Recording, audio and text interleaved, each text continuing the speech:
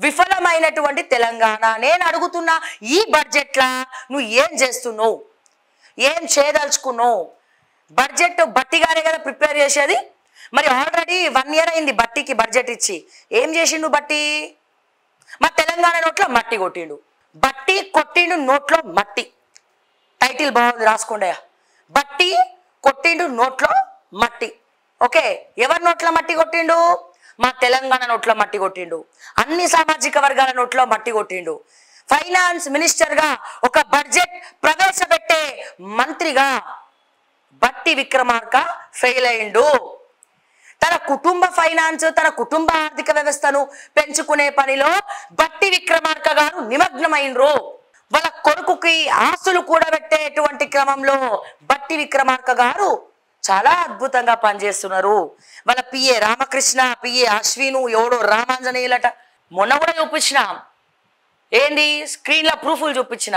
అరే ఏం బిక్కుంటారో పిక్కోండి, నాకు అర్థం కాక అడుగుతా. డిఫమేషన్లు వేస్తాం, తాటి మట్టలు వేస్తామంటే ఓడి భయపడతాడండి. ఇప్పుడు డిఫమేషన్ వేస్తావు, ఆ డిఫమేషన్ వేస్తే మేము ప్రూవ్ చేసుకోవాలి, కోర్టుల ప్రూవ్ చేసుకుంటాం.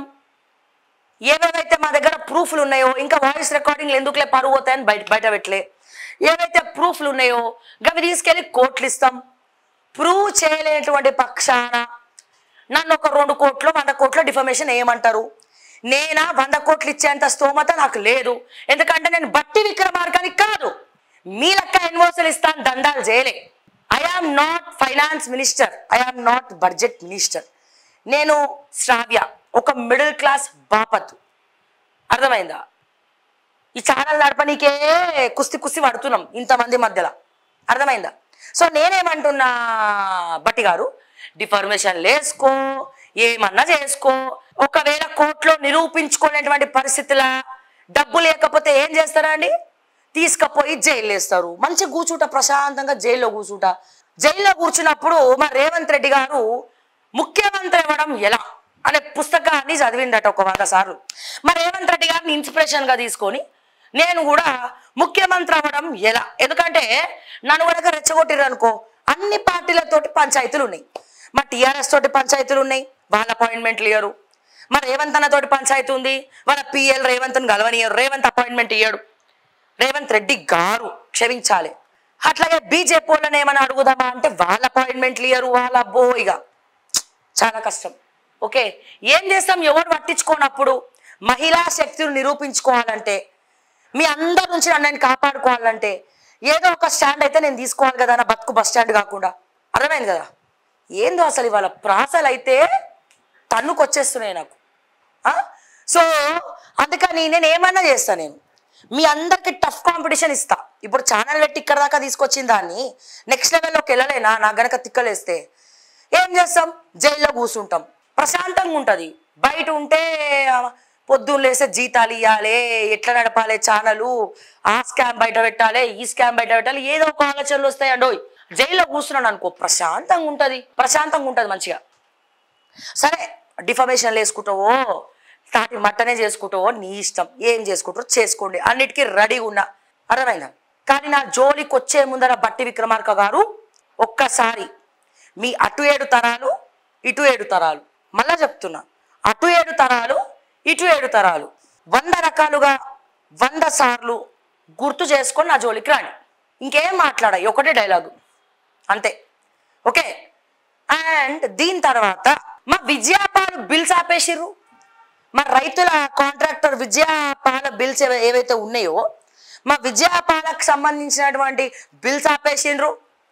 నేను అడుగుతున్నా, కేటీఆర్కి చెప్తా ఉన్నా, మీకు దమ్ము ఉంటే రేపు అసెంబ్లీలో బట్టి విక్రమార్క గారి 20% బిల్స్, సెక్రటేరియట్ లో కాంట్రాక్టర్లు చేసినటువంటి ధర్నాలు, BJP LP leader Maheshwar Reddy గారికి చెప్తా ఉన్నా, అట్లాగే బీఆర్ఎస్ వర్కింగ్ ప్రెసిడెంట్ అయినటువంటి కల్వకుంట్ల తారక రామారావుకి చెప్తా ఉన్నా, ఈ బడ్జెట్ సమావేశాల్లో వీళ్ళు తీసుకునేటువంటి కమిషన్ల గురించి దమ్ములుంటే మాట్లాడండి, మాట్లాడి ప్రతిపక్ష పాత్రను ఫుల్ ఫ్లెడ్జ్ గా పోషించండి అని చెప్పి నేను చెప్తా ఉన్నా. సెక్రటేరియట్ సాక్షిగా 20% కమిషన్లు ఏవైతే తీసుకుంటున్నారో, A category, B category, C category అని చెప్పి, ఏకొక పేరు, బికొక పేరు, సికొక పేరు, ఏ అంటే 20%, బి అంటే 13%, సి అంటే 8%. దాంట్లో ముఖ్యమంత్రికో ఇంకొకరికో కొంత షేరు. మీరు ఏం చేసినా ఐ డోంట్ కేర్. వచ్చేసిరా పొద్దు నుంచి నాకు ఇట్లా రాసాలు తన్నుకొస్తున్నాయి. రాసుకోండి అవసరమైతే బుక్ పెట్టుకోండి. నేనేమంటున్నా, బడ్జెట్లో గురుకులాల ఫుడ్ పాయిజన్ గురించి మాట్లాడాలి. మన మెస్ ఛార్జీలు పెంచినారు అంటున్నారు. మెస్ ఛార్జీలు పెంచినామంటున్నారు. మెస్ ఛార్జీలు పెంచినా ఆత్మహత్యలు తరగట్లేదు, ఫుడ్ పాయిజన్లు ఆగట్లేదు. ఇది ఖచ్చితంగా మాట్లాడాల్సినటువంటి అవసరం ఉన్నది ఈ రోజున. విద్య మొత్తం కూడా పూర్తిగా గాలి కొదిలేసినారు. అండ్ అట్లాగే వెనుదిరిగినటువంటి కంపెనీల గురించి మాట్లాడాల్సినటువంటి అవసరం ఉన్నది. రెవెన్యూ రిజిస్ట్రేషన్స్ ఇన్కమ్ ఆగిపోయింది. చిన్నపాటి రియల్టర్లు రోడ్డు మీద పడ్డారు. కన్స్ట్రక్షన్ కంపెనీలు రోడ్డు మీద పడ్డాయి. ఏదో పెద్ద పెద్ద కంపెనీలు కాకుండా మిగతావన్నీ రోడ్డు పాలైనాయి. మా రైతుల భూములు ఎండిపోబట్టే, మా రైతులకు ప్రత్యేకమైనటువంటి చొరవ ఏమీ లేదు.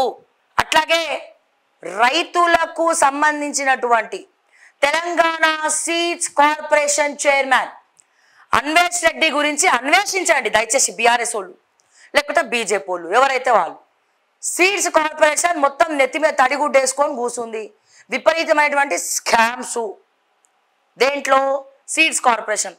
రైతుల దగ్గర కొనాల్సినటువంటి విత్తనాలు ఎవరి దగ్గర కొంటున్నారు అప్పనంగా? దాని వెబ్సైట్ సంగతి ఏంది? వెబ్సైట్లో పనిచేస్తున్నాయా? రీసెంట్గా వెబ్సైట్ డెవలప్మెంట్ కోసం 2 కోట్లు బడ్జెట్ పెట్టినారు, బిల్ తీసుకున్నారు. ఎవరి ముక్కులకు పోయినాయి ఆ 2 కోట్లు? 2 కోట్లో 3 కోట్లో తీసుకొని వెబ్సైట్ ఎందుకు డెవలప్ చేయలే? అండ్ ఇప్పటికి కూడా Telangana seeds corporation help line నెంబర్కి కాల్ చేస్తే ఒక లేడీ దగ్గర ఉంటుంది. ఆ లేడీ మాత్రం ఆఫీస్కి రాదు. ఇట్లా అధ్యక్ష చాలా ఉన్నాయి మాట్లాడాలనుకుంటే. సో మీకు నిజంగా చిత్తశుద్ధి ఉంటే వీటి గురించి మాట్లాడండి. నిరుద్యోగ భృతి గురించి మాట్లాడండి. 46 జీవ రద్దు గురించి మాట్లాడండి. నిరుద్యోగ భృతికి బడ్జెట్ పెడుతున్నాడా లేదా ఈసారి బట్టి విక్రమార్క అండ్ అలాగే కాంగ్రెస్ ప్రభుత్వం? నిరుద్యోగ భృతి సంగతి ఏంది? 5 రూపాయల భోజనం సంగతి ఏంది? రుణమాఫీ సంగతి ఏంది? రైతు బంధు సంగతి ఏంది? రైతులు చనిపోతే వచ్చేటువంటి ఇన్సూరెన్స్ సంగతి ఏంది? ఏం జరుగుతోంది? ముఖ్యంగా స్పెసిఫికల్ గా అన్ని పార్టీల వాళ్ళు అండర్లైన్ చేసుకోండి. మెగా కృష్ణారెడ్డి 100 ఎలక్ట్రిక్ బస్సులు తెలంగాణకు ఎందుకు ఇచ్చిండు? మా ఆర్టీసీ కార్మికుల యొక్క కష్టాల గురించి అసెంబ్లీలో ప్రస్తావన తీసుకొస్తారా లేదా? ఆర్టీసీని ప్రైవేటైజేషన్ చేయడానికి రేవంత్ రెడ్డి నాటకాలు ఆడుతుండా లేదా? ఈ ఆర్టీసీని తీసుకపోయి మెగా కృష్ణారెడ్డి కాళ్ళ దగ్గర పెడుతుండా లేదా? 5 నిమిషాలు లేట్ వచ్చినా, అర నిమిషం లేట్ వచ్చినా, లేట్ రాకపోయినా కాలికేస్తే వేలికేస్తే కాలికేసి మా ఆర్టీసీ కార్మికులకు ఏదో ఒక బూచిని ఎరగా చూపించి సస్పెన్షన్ ఆర్డర్ చేతిలో పెడుతున్నారా లేదా? ఎలక్ట్రిక్ బస్సులకు టికెట్ ఎందుకు అంత పెట్టిండ్రు? ఎలక్ట్రిక్ బస్సులకు డీజిల్ అవసరమా? పెట్రోల్ అవసరమా? మీకు పుక్కట్ల ఏం ఖర్చు కాదు. గవర్నమెంట్ ₹1 ఇచ్చి ఎలక్ట్రిక్ బస్సులు కొనలే. పుక్కట్ల మెగా కృష్ణారెడ్డి ఇయ్యలే. ఏం చేస్తే ఎలక్ట్రిక్ బస్సులు ఇచ్చిండు? ఎలక్ట్రిక్ బస్సులు నడిపిన తర్వాత ఎలక్ట్రిక్ బస్సుల మీద టికెట్లు ఎందుకు తీసుకుంటున్నారు? ఎంత లాభం వస్తుంది మీకు అందులో? ఈ వచ్చిన పైసలని ఎవరు ముక్కలో తీసుకపోయి పెడుతున్నారు? బాస్ దీనికి సమాధానం చెప్పుండ్రు బై. నాకు అర్థంగా కడుగుతా. మనకంటే లెక్కలు రావు, మీకు వస్తాయి కదా. మీరు ది గ్రేట్ వండర్ఫుల్, మేమంటే గొట్టంగాలం మైకులు పట్టుకొని గట్ల తిరుగుతాం. మీరు కాదు, మీరు మంచిగా సూపర్ స్టార్స్. మీరు రజనీకాంత్ తర్వాత రజనీకాంత్ లాంటి వాళ్ళు. మా బట్టి విక్రమార్క గారేమో వైఎస్ఆర్, మా రేవంత్ రెడ్డి అవును అందరు వైఎస్ఆర్ పేరే చెప్పుకుంటున్నారు కదా. సరేలే ఓకే. రేవంత్ రెడ్డి గారు మీకు మరి ఏం పేరు పెట్టాలో నాకు తెలియట్లే. రేవంత్ రెడ్డి గారేమో మా చంద్రబాబు నాయుడు గారు. ఇంతమంది లెజెండరీ లీడర్స్ కలిసి తెలంగాణ నడుపుతున్నారు ముందరికి. వాళ్ళని ఇన్స్పిరేషన్గా తీసుకొని ఏం చేస్తాం? దీనికి సమాధానం చెప్పండి అంటున్నా నేను. సీడ్స్ కార్పొరేషన్ వాడు పోయి ఆంధ్ర వాడిని అడుక్కుంటున్నాడా? బాబా మీ బిల్స్ రావాలయ్యా, మాకు మా దగ్గర విత్తనాలు తీసుకున్నారు, ఆ పైసలు ఇవ్వడా అని చెప్పి పోయి అడుగుతున్నారు. ఆడ కేంద్ర ప్రభుత్వం దగ్గరకు పోయి బడ్జెట్ తీసుకొచ్చే దమ్ములు మీకు లేకపోయే. వాళ్ళ ఇంట్లో దుమ్ములు దులిపే బాపత్లు మాత్రం మీరు అయినరు. ఎంపీలు పోయినరు, కాంగ్రెస్ ఎంపీలు పోయినరు. దేనికి పోయినరండి? పార్లమెంట్కి బీపీ టాబ్లెట్లు వేసుకొని గ్లాసుల నీళ్ళు పెట్టుకొని తాగనికి పోయినారు. ఏం మాట్లాడినరండి? తెలంగాణ ఎంపీలు కాంగ్రెస్ ప్రభుత్వం తరపున కేంద్ర బడ్జెట్ గురించి తెలంగాణకి ఏం బడ్జెట్ ఇచ్చిండ్రని చెప్పి కాంగ్రెస్ ప్రభుత్వం తరపున మీ ఎంపీలు ఏం వెలగబెట్టిండ్రు? బీజేపీకి 8 మంది ఎంపీలు ఇచ్చింది తెలంగాణ, కాంగ్రెస్కి 8 మంది ఎంపీలు ఇచ్చారు తెలంగాణలో, సమానంగా పంచుకుర్రు. అరే మేమిద్దరం ఈక్వల్ రా బై దోనో ఏమంటారు నేషనల్ పార్టీస్ అని చెప్పి సమానంగా 8:8 పంచుకుర్రు. సరే నేను దాని గురించి కూడా మాట్లాడా. కాంగ్రెస్ ప్రభుత్వం మరి ఏం చేస్తుంది? పార్లమెంట్కి పోయి మాట్లాడాలన్నా వద్దా? తెలంగాణ గురించి ఏం మాట్లాడినారు మీరు తెలంగాణ గురించి అక్కడ పార్లమెంట్లో? ఇక ఇది కూడా నేను మీకు వేస్తున్నటువంటి ప్రశ్న.